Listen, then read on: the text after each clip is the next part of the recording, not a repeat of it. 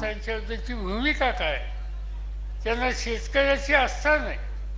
आपण फरवा वाचलं की काही वर्षासाठी उत्तर प्रदेशमध्ये लखीमपूरला लोक रस्त्यावर आले. कोण आले रस्त्यावर? शेतकरी रस्त्यावर आले. कशासाठी आले? की आमच्या प्रश्नाकडे तिकडचं उत्तर प्रदेशचं भाजपचं सरकार दुर्लक्ष करतं आणि म्हणून त्याबद्दलची नापसंती व्यक्त करण्याच्यासाठी, निदर्शन करण्याच्यासाठी त्या ठिकाणी आले. निदर्शन करण्यासाठी, शांततेच्या मार्गाने निदर्शन करण्यासाठी त्या ठिकाणी शेतकरी आल्याच्या नंतर भाजपचे नेते त्या रस्त्याने जात असताना त्या शेतकऱ्यांच्या अंगावर त्यांनी गाड्या घातल्या आणि 8 लोक मृत्युमुखी पडले. सुप्रीम कोर्टाने परवा नोटीस काढली त्या सरकारला की जे लोक मृत्युमुखी पडले त्याच्यामध्ये एक पत्रकार होता, त्याच्यामध्ये 2 सामान्य लोक होते आणि 5 ते 6 शेतकरी होते. त्या सगळ्यांची माहिती आता सुप्रीम कोर्टाने मागवली. पण तुमच्या हातामध्ये सत्ता लोकांनी दिली की या सगळ्या लोकांचं भलं करण्यासाठी दिली, याचं विस्फोरण भाजप सरकारला होतं आणि त्या भाजप सरकारने त्या ठिकाणी शेतकऱ्यांच्या अंगावर गाड्या घालून त्यांची एक प्रकारे हत्या करण्याच्या संबंधीचं पाप त्या ठिकाणी केलं. आणि त्यामुळं साहजिकच याचा एक संताप सर्व देशामध्ये आहे. मी सोलापूर शहराच्या तुम्हा सगळ्या कार्यकर्त्यांना आवाहन करतो की महाराष्ट्रातल्या भाजप सोडून सगळ्या पक्षांनी निर्णय हा घेतला की शेतकऱ्यांची हत्या करण्याचा निर्णय घेणाऱ्या भाजप सरकारचा निषेध करण्याच्यासाठी उद्याच्या 11 तारखेला सवन महाराष्ट्र आपल्याला बंद ठेवायचं आहे. सोलापूर शहरसुद्धा आपल्याला बंद ठेवायचं आणि भाजप सरकारचा हा त्या ठिकाणी निषेध करायचा आहे. माझी विनंती तुम्हा सगळ्यांना आहे, तुम्ही सगळ्यांनी शांततेच्या मार्गाने कुठेही कायदा हातात न घेता, कुठेही विपरीत प्रकार होणार नाही याची काळजी घेऊन, कुठेही पोलीस यंत्रणेशी आपला संघर्ष येणार नाही याची खबरदारी घेऊन शांततेनं शहर बंद करण्याच्या कामामध्ये तुम्ही लोकांनी रस्त्यावर याची भूमिका घेतली पाहिजे. आणि सवन महाराष्ट्राला कळूया की हुतात्म्यांचं इतिहास असलेले हे शहर आज उत्तर प्रदेशच्या शेतकऱ्यांना हुतात्मा बनवायचं काम आज जर कुणी करत असेल तर त्याबद्दलची आपली निषेधाची भावना अत्यंत शांततेने व्यक्त करण्याकरता सवन महाराष्ट्रामध्ये सोलापूर अग्रभागी आहे. या प्रकारची स्थिती ही आपल्या सगळ्यांना निर्माण करायची. अनेक प्रश्न आपल्या पुढे आहेत. आज आपल्या महानगरपालिकेच्या निवडणुकीची चर्चा या ठिकाणी झाली. निवडणुका आल्या, त्याच्यात लक्ष घालावं लागेल.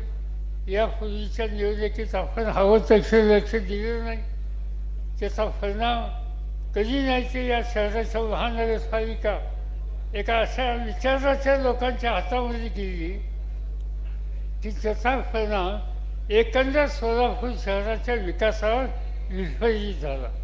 आणि म्हणून हे चित्र बदलायचं असेल तर राष्ट्रवादी काँग्रेस कार्यकर्त्यांनी याच्यामध्ये पुढाकार घेतला पाहिजे. आमचे सगळे जे नेते लोक आहेत शहरातले, त्यांची माझी आज बैठक झाली. भाजप सोडून इतर पक्षांशी आपल्याला एकजूट करता आली तर ती एकजूट करण्याचा आपला प्रयत्न राहील. ती एकजूट झाली तर आपण एकत्र निवडणुकीला सामोरं जाऊ. पण ती एकजूट ही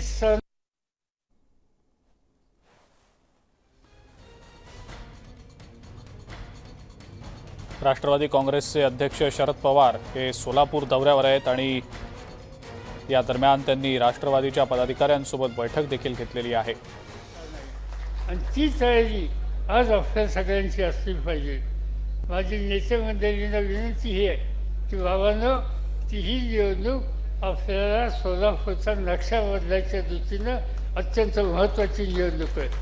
50% जागा महिलांना आहेत, 50% जागा महिलांना आपण द्यायचा निर्णय देशात पहिल्यांदा महाराष्ट्रात घेतला आणि आज या 50% संधी महिलांना महानगरपालिकेत इथं मिळणार आहे.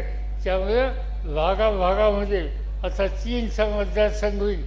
त्या 3 मतदारसंघात कुठं महिलांचा वाढी किती असतील हे मी आज सांगू शकत नाही, पण महिला कार्यकर्त्यांनी आत्तापासून त्याच्या तयारी लागलं पाहिजे आणि जास्तीत जास्त जागा आपण महिलांना देऊन त्या ठिकाणी आपला एक वेगळा चेहरा तयार केला पाहिजे. दुसरी महत्त्वाची ही गोष्ट आहे की पक्ष बांधायचा असेल, लोकांचे प्रश्न सोडवायचे असतील तर अनुभवी लोकांची जशी मदत हवी आहे तशीच तरुणांनासुद्धा पुढे केलं पाहिजे. आणि त्यामुळे उद्या तिकीटं द्यायचा प्रश्न आला तर त्यावेळेला तरुण कार्यकर्त्यांना विसरू नका. तरुणांचं एक कर्तृत्ववान नेतृत्व या शहरामध्ये तयार करण्यासाठी या निवडणुकीमध्ये आपण तरुण लोकांना अधिक संधी द्या हा आग्रह हा माझ्यासारख्याचा त्या ठिकाणी राहील. आणि म्हणून एका बाजूनं 50% महिला, दुसऱ्या बाजूनं तरुणांची संख्या, तिसऱ्या बाजूनं अल्पसंख्याकांना मदत, चौथ्या बाजूनं जो मागासवर्गीयांचा एक मोठा वर्ग या शहरामध्ये त्यांना संधी आणि त्याच्याबरोबर समाजाच्या इतर घटकांना सुद्धा संधी असा एक वेगळा चेहरा हा विकासाच्या संदर्भात आपण या ठिकाणी करू इच्छितो. आणि हे सगळं कशासाठी करायचे? सोलापूर शहराचं चित्र बदलायचे. एकेकाळी सोलापूर शहर ही एक औद्योगिक नगरी म्हणून ओळखली जात होती. सोलापूर शहर या ठिकाणी 2 कापडाच्या गिरण्या होत्या. सोलापूर शहर पूर्व भागामध्ये तिथं सूतगिरणी होती. सोलापूर शहर पॉवरलूमचा मोठा धंदा त्या ठिकाणी होत होता. सोलापूर शहर विमानतळाच्या जवळ आणखीन काही कारखानदारी आपटे आणि या लोकांची होती. आज ही कारखानदारी त्या ठिकाणी बघायला दिसत नाही. ही कारखानदारी जाणं हे सोलापूर शहराच्या दृष्टीनं अत्यंत भयावह अशा प्रकारचं चित्र दिसतं. आणि म्हणून या ठिकाणी उद्योग कसे आणता येतील याच्यात आपल्याला लक्ष घालावं लागेल. मी महानगरपालिकेमध्ये राष्ट्रवादी जास्तीत जास्त यावा यासाठी आग्रह यासाठी करतोय की मला सोलापूरला जुने दिवस दाखवायचे, मला सोलापूरला कारखानदारी आणायची. आत्ताच या ठिकाणी आपल्या भाषणामध्ये बोलत असताना महेश कोतेंनी सांगितलं की IT इंडस्ट्री या ठिकाणी आणायचा प्रयत्न करा. जरूर आपण बसू. तुम्हाला एक माहितीसाठी सांगतो, एक वर्ग असा होता, एक काळ असा होता की IT इंडस्ट्री महाराष्ट्रात नव्हती. पुण्याच्या जवळ हिंजवली नावाचं एक गाव आहे, पुण्यापासून जवळ आहे, आणि तिथे एक साखर कारखाना येत होता. मी मुख्यमंत्री होतो. त्या साखर कारखान्याचं भूमिपूजन करायला मला त्या ठिकाणी बोलवलं. माझ्या डोक्यात दुसरी कल्पना होती, पण लोकांनी आग्रह केला की त्या ठिकाणी साखर कारखाना काढायचा आहे, मुख्यमंत्री म्हणून तुम्ही या. मी गेलो, भूमिपूजन केलं आणि भूमिपूजनाच्या भाषणामध्ये मी सांगितलं की असं कधी घडलं नाही ते इथं घडणार आहे. लोक म्हणजे काय घडणार, म्हणजे भूमिपूजन एकाचं केलं आणि कारखाने दुसरे होणार आहे. आणि मी सांगितलं की या ठिकाणी तुमचा साखर कारखाना ज्याचं भूमिपूजन मी केलं तो होणार नाही. तो इथलं 30 महिन्यावर तुम्हाला दुसरीकडे जागा देतो आणि त्या ठिकाणी तुमचा कारखाना होईल. लोकांनी विचारली इथं काय करणार. मी सांगितली इथं मला ITCC करायची, आज इन्फॉर्मेशनची शेती करायची. आणि आपल्याला आश्चर्य वाटेल, हिंजवली, मगरपट्टा आणि पंचशील भाग या 3 भागामध्ये पुणे शहरामध्ये 2.5 लाख इंजिनियर IT त्या ठिकाणी काम करतात. आणि ते नवरा बायको दोघंही इंजिनियर असेही अनेक आहेत. तिथलं अर्थशास्त्र बदलले, सगळ्या घराचं अर्थशास्त्र बदलले. हे जर हिंजवलीला होऊ शकतं तर सोलापूरला का नाही. आणि ते आपल्याला सोलापूरचा करायचा प्रयत्न करत आहे. म्हणून महेश कोतेंची सूचना ही अत्यंत योग्य सूचना आहे. शहराचे जे सगळे प्रमुख नेते आहेत मग भारत जाधव असतील, संतोष पवार असतील, बाकीचे अन्य सगळे सहकारी असतील, या सगळ्यांचा आग्रह आहे की औद्योगिकरणाच्यासाठीचं लक्ष आपण देऊया आणि त्यासाठी आपण एकत्र येऊन काही करण्याची गरज आहे। महानगरपालिकेमध्ये योग्य पद्धतीनं धोरणं आखली आणि उद्योगाला प्रोत्साहित करण्याची नीती आपण ठरवली तर माझी खात्री आहे की इथं कारखानदारी वाढायला मदत झाल्याचं राहणार नाही। आपले पालकमंत्री हे स्वतः व्यावसायिकसुद्धा आहेत आणि त्यामुळे त्यांना व्यवसायाचा अनुभव चांगला आहे आणि त्यामुळे असा एक व्यवसायाच्या संबंधीचा अनुभव आणि आस्था असलेला पालकमंत्री आपला आहे।